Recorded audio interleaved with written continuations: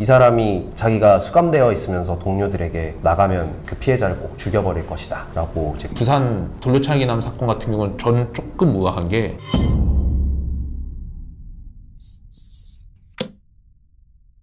뭐 최근에 보복 관련해서는 좀 시끄러웠죠. 돌려차기남 사건 혹시 아세요? 범죄 가해자가 피해자에 대해서 출소한 다음에 보복을 하겠다. 제가 듣기로는 감옥에서 가만 안 놔두겠다. 네. 이런 식으로 얘기를 했다 그러는데 그거를 이제 SBS 그것이 알고 싶다 해서 그 같이 수감돼 있는 사람들을 네. 이제 면회를 가서 증언을 확보를 한 거죠.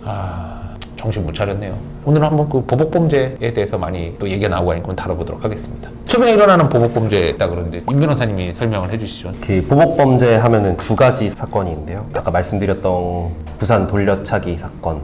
처음에는 일면식 없는 여성을 돌려차기로 때려서 의식을 잃은 여성을 계속 짓밟고 해서 이제 그런 걸로 이분이 기소가 돼서 이분이라고 하면 안 되죠. 네, 이놈이 기소가 돼가지고 재판을 받았는데 그것이 알고 싶다 해서 이제 추가적으로 막 여러 가지 상황들을 제보를 하고 하다 보니 성폭행까지 했었다라는 게 인정이 돼서 나중에는 강간살인 미수 혐의가 적용이 돼서 최종 20년을 확정을 받았는데 이 사람이 자기가 수감되어 있으면서 동료들에게 나가면 그 피해자를 꼭 죽여버릴 것이다 라고 이제 구체적으로 진술을 한 것을 방송사에서 다 취합을 해가지고 법원에 제출을 하고 이런 것들이 법원에서도 또 인정이 돼서 지금 협박 그래서 당연히 뭐 이런 행동하면은 원래 하던 재판 돌려차기 한 그 사건에서 형량이 방영이 될 텐데 얘기한 거 자체로 별도로 기소가 된. 네, 별도로 기소가 됐어요. 기소가 됐어요? 네, 그러니까 20년형이 확정이 되고 난 다음에 별도로? 네, 죄명이 뭐였어요? 특가법상 네, 특가법상 보복목적 네. 범죄? 네, 그걸로 지금 재판이 진행 중인 걸로 파악을 했습니다. 네. 이게 성립이 될까요?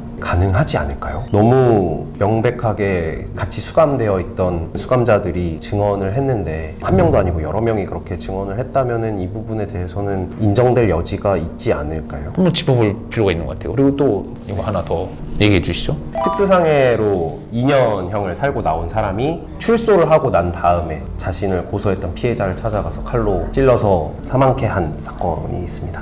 무기징역 선고 이건 됐네요. 네, 보복살인 맞습니다. 목적으로. 네. 보복 범죄에 대해서는 이미 하도 옛날에 문제가 많이 됐었고 지금도 뭐 문제되고 있어서 특정 범죄 가중처벌 법률에서 보복 범죄에 대해서 특별히 더 가중해서 처벌을 하도록 하고 있습니다. 그런데 보복 목적 폭행, 협박하는 거를 처벌하도록 규정을 하고 있는데 상해 체포 감금도 있습니다. 있는데 부산 돌려차기남 사건 같은 경우는 저는 조금 의아한 게 어쨌든 이 얘기를 보복하겠다고 떠들고 다니는 건 정말로 나쁜 행동이고 만약에 판사가 알았다면 이 돌려차기 사건의 이 형량을 반영을 응당해야 되는 거고 정말 나쁜 행동인데 문제는 어쨌든 보복 목적 범죄 같은 경우는 보복 목적 갖고 폭행하거나 협박하는 경우만 성립을 하게 돼 있는데 이건 직접 폭행한 경우도 아니고 피해자한테 찾아가서 협박한 경우도 아니잖아요. 그래서 기소가 됐다고 하니 저도 굉장히 좀 어떤 죄목으로 기소가 된지 궁금하기도 하고 또 하나는 과연 어떻게 보면 주변에 그냥 중얼중얼 뭐 했을 수도 있고 속으로 질릴 수도 있지만 어쨌든 그 피해자에 닿지 않게 한 언행인데도 보복 목적으로 처벌될 수 있을지 좀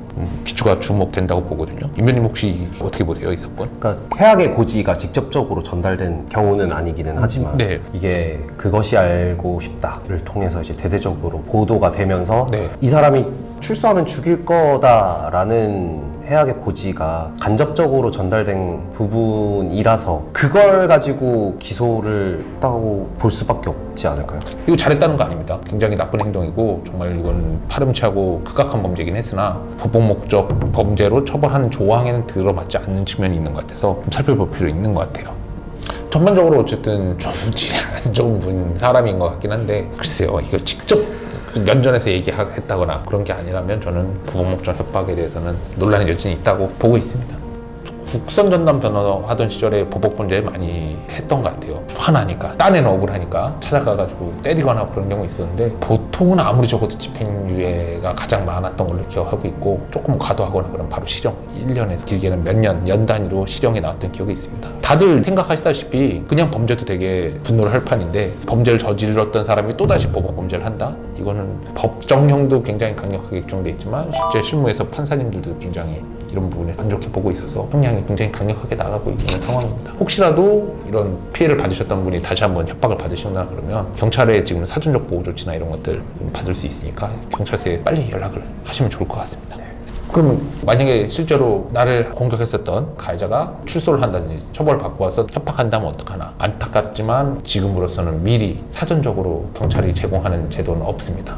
네. 네, 이건 좀 지금은 입법 예고만 있는 상황이고 그러니까 사전적으로 뭔가를 뭐 경호를 제공한다든지 이런 조항이 몇 개 안 돼요. 거의 대부분은 일이 벌어졌을 때 처벌하는 거에 형사조차가 중점이 돼 있지 그 사전적으로 피해자 보호라든지 격리 조치를 인정하고 있는 거는 가정폭력, 아동학대, 네, 아동대상 범죄. 네, 아동대상 범죄, 스토킹도 있나요?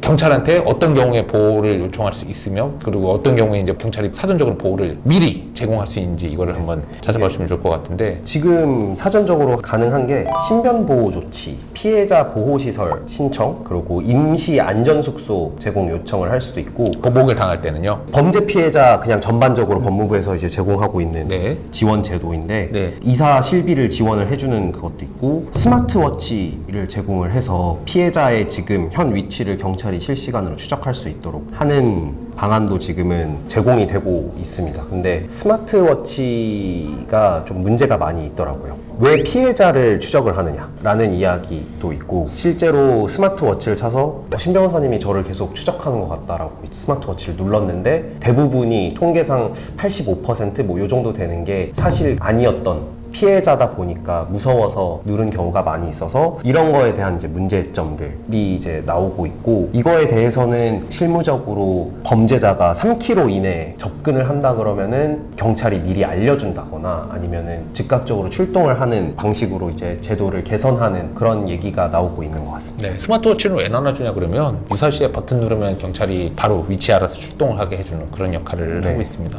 가해자한테 채워야 되는 거 아니냐라고 할 수 있지만 어쨌든 무죄 추정 원칙이라는 게 있잖아요. 재판이 다 끝날 때까지 이 사람이 진짜 죄가 있는지 없는지 알 수 없는 상태에서 가해자한테 채울 수는 없기 때문에 피해자의 동의를 받아서 피해자가 차고 다니다 비상시에 버튼을 누르게 돼 그런 구조를 갖고 있습니다.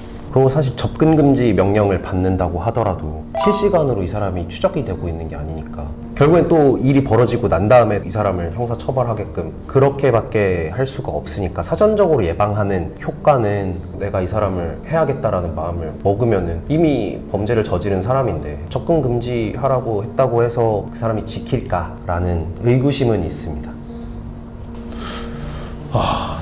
참 PTSD 오는 거죠. 범행을 한번 당하면 진짜로 고생하는 분들 많이 봤거든요. 한술 떠서 보복, 위협이라든지 협박 당하신 분들 같은 건 정말 힘드실 것 같아요. 특가법 제정이 돼서 문제를 가중해서 처벌하도록 돼 있긴 하지만 좀 사전적으로 예방하는 조치가 도입이 될 필요는 있을 것 같습니다. 네. 범죄 없는 그리고 범죄 피해자가 더 이상 두려움에 떨지 않는 세상을 기대하면서 오늘 방송 마치도록 하겠습니다.